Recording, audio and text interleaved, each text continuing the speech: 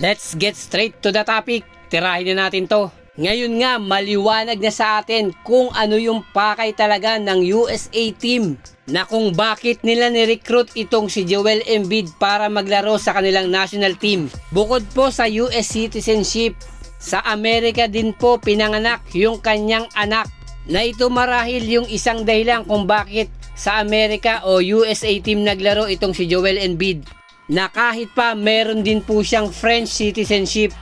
na napakasimple lang po at basic. Ito pong si Joel Embiid ang pangtatapat nila sa mga big man tulad nila Nikola Jokic at Victor Wembanyama, na dito nakikita ni head coach Steve Kerr yung kakulungan ng USA team sa big man, na kayang sabayan itong mga modern big man na ito, dahil anticipated po ng mga Amerikano na magiging dihado sila sa laban kung itong Serbia at France ang kanilang makakatapat, na mayroong 3-time MVP na si Nikola Jokic ng Serbia at itong reigning Rookie of the Year na si Victor Wembanyama ng France, na sa nagiging kampanya nga po ng USA team sa Olympics. Napakalaking bagay po nito ni Joel Embiid para sa USA team.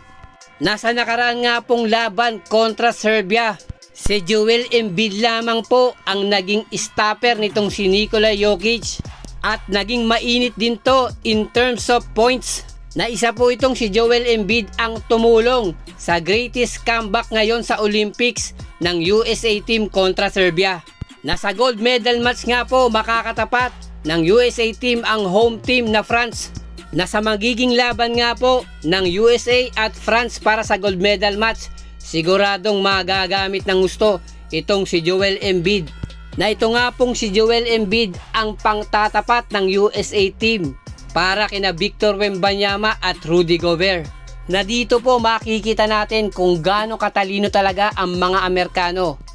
na kanila po talagang pinaghandaan ang Paris Olympics na ito.